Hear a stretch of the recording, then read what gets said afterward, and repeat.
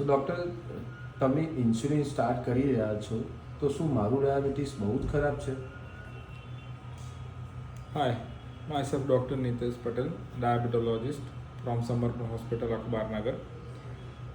આપણે જે પ્રશ્ન પૂછ્યો છે કે ઇન્સ્યુલિન જ્યારે ઇનિશિએટ કરીએ છીએ, જે તમારો પ્રશ્ન છે એવી જ રીતના લગભગ 90% ડાયાબિટીસના પેશન્ટનો સેમ ક્વેશ્ચન હોય કે સાહેબ મારે ઇન્સ્યુલિન સ્ટાર્ટ નથી કરવું, અથવા તો મને બીજો કંઈક ઓપ્શન આપો કે જેથી કરીને મારું શુગર કંટ્રોલમાં આવે. મને એવી કોઈ પ્રોબ્લેમ નથી, મારું શુગર એવું કંઈ ખરાબ નથી કે જેથી કરીને મારે ઇન્સ્યુલિન ઇનિશિએટ કરવું પડે, ચાલુ કરવું પડે. તો મારો શું ડાયાબિટીસ એટલો બધો ખરાબ છે કે મારે ઇન્સ્યુલિન લેવું જોઈએ? તો આનો સીધો અને સ્ટ્રેટ ફોરવર્ડ આન્સર હા કે નામાં ના આપી શકાય. કારણ કે ડાયાબિટીસના એક તો ટાઈપ પ્રમાણે આપણે ડિસિઝન લેતા હોઈએ. જેમ કે ટાઈપ 1 ડાયાબિટીસ છે તો 100% આન્સર તમારો જવાબ હામાં છે કે હા, તમને ઇન્સ્યુલિનની જરૂર 100% છે, ઇન્સ્યુલિન વગર એ શક્ય નથી.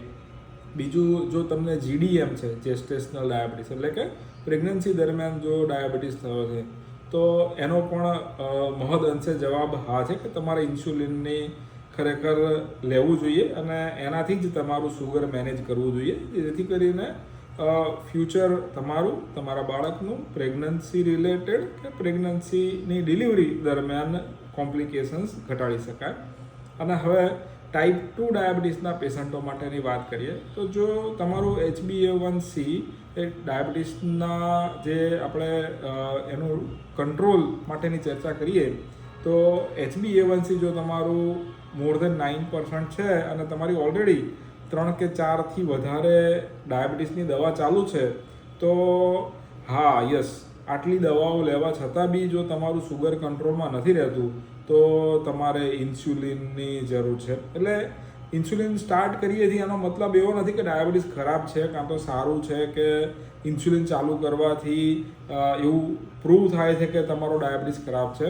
પણ હા, તમારા બોડીની જરૂરિયાત પ્રમાણે અને તમારા ડાયાબિટીસ, અનકન્ટ્રોલ્ડ ડાયાબિટીસ, જે ડાયાબિટીસ એસોસિએશનનો લેન્ડમાર્ક સ્ટડી કહેવાય, UKPDS, એમાં આજથી 3 ડિકેડ પહેલાં, એટલે ઓલમોસ્ટ 1970થી 1997 આસપાસ આ સ્ટડી થયો અને એમાં એવું પ્રૂવ થયું કે જો ડાયાબિટીસ અનકન્ટ્રોલ્ડ રહે, ઇવન 1% HbA1c, એટલે આપણે જો નોર્મલ HbA1cની રેન્જ 7 કરતાં નીચે ટાર્ગેટ કરીએ અને જો એ 1% વધારે રહે, એટલે 8% રહે, જે આપણે હમણાં તો 9%ની વાત કરતા હતા, પણ જો 1% વધારે, એટલે 8% કરતાં 1%, એટલે 7% કરતાં 1% વધારે રહે તો તમને હાર્ટ એટેક આવવાની શક્યતા, પગની ન્યુરોપેથી થવાની શક્યતા, કિડની ઉપર ડાયાબિટીસની ઇફેક્ટ થવાની શક્યતા, ઇવન મોર્ટાલિટી એટલે કે મૃત્યુનું જોખમ, આ બધું 10થી 25% જેવું વધી શકે છે. એટલે જો તમારું ડાયાબિટીસ કંટ્રોલમાં નથી, એટલે ઇન્સ્યુલિન એ એક થેરાપી છે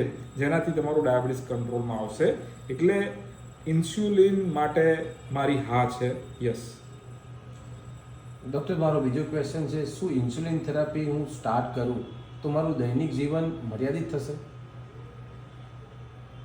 આ તમે જે પ્રશ્ન પૂછ્યો છે કે ઇન્સ્યુલિન ઇનિશિએટ કરવાથી મારું લાઈફ ડેન્જરમાં થઈ જશે અથવા તો મારી લાઈફસ્ટાઈલ આખી સ્પોઇલ થઈ જશે, તો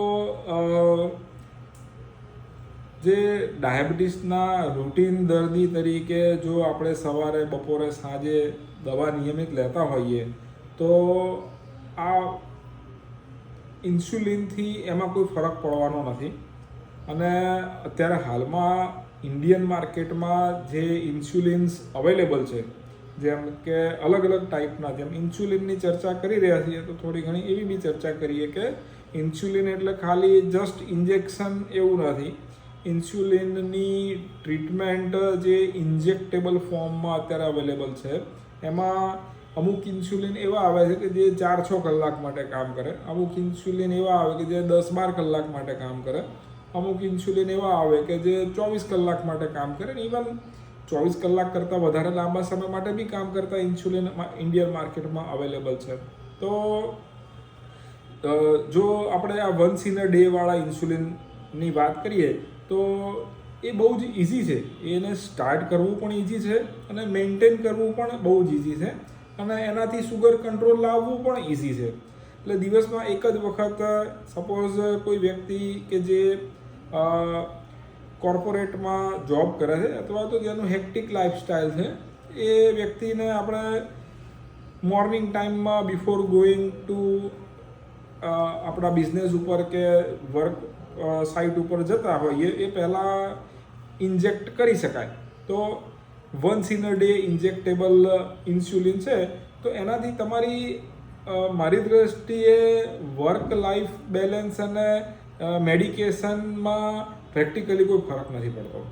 એટલે ટાઈપ ઓફ ડાયાબિટીસ કે એની ટાઈપ ઓફ ઇન્સ્યુલિન રેમેડીઝ અમુક સંજોગોમાં જેમાં તમારે દિવસમાં 3 વખત 4 વખત ઇવન 1 વખત કે 2 વખત લેવાનું આવે તો હા થોડુંક જો આપણે આપણું અભિગમ આપણો એટીટ્યૂડ એના માટેનો પોઝિટિવ રાખીએ તો આપણને બિલકુલ આમાં અસર ના થઈ શકે. પણ તમે જો એના માટેનું તમારા કન્સેપ્ટ્સ નેગેટિવ રાખશો કે હા આનાથી મારું લાઈફસ્ટાઈલ ડિરેન્જ થશે અને એના માટે તમે એવું નેગેટિવ વિચારશો તો 100% તમને એની નેગેટિવ ઇફેક્ટ આવશે.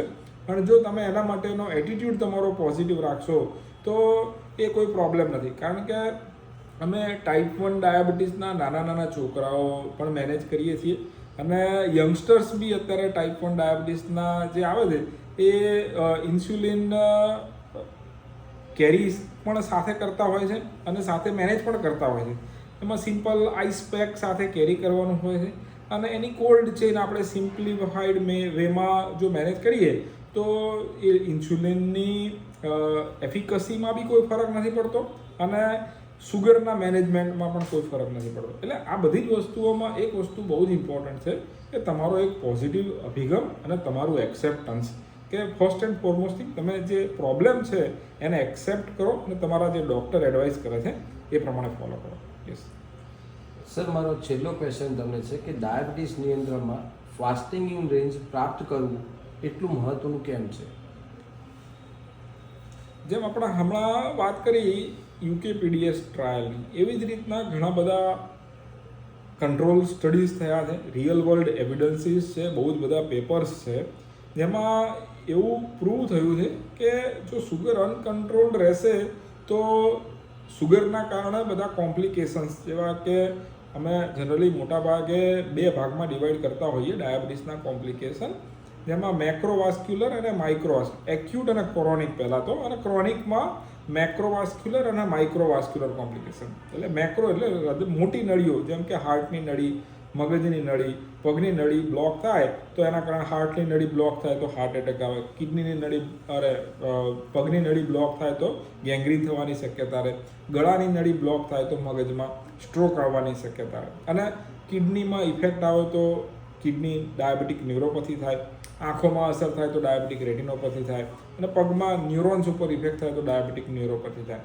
તો જો અનકન્ટ્રોલ્ડ ડાયાબિટીસ હોય તો એના થકી તમારે આ ડાયાબિટીસના કોમ્પ્લિકેશન થવાની શક્યતા રહે. અને બીજો એક કન્સેપ્ટ એવો છે કે જ્યારે આપણે આ બેઝલ ઇન્સ્યુલિન છે દિવસમાં એક ટાઈમનું ઇન્સ્યુલિન શરૂઆત કરીએ છીએ ત્યારે જ્યારે HbA1c 9% કરતાં વધારે છે તો એક સ્ટડી થયો એમાં એવું પ્રૂવ થયું કે જ્યારે HbA1c 8.5 કરતાં વધારે છે ત્યારે ફાસ્ટિંગ પ્લાઝમા ગ્લુકોઝ એટલે ભૂખ્યા પેટની સુગર અને જમ્યા પછીની સુગર બંનેનું કન્ટ્રીબ્યુશન એક સરખું છે.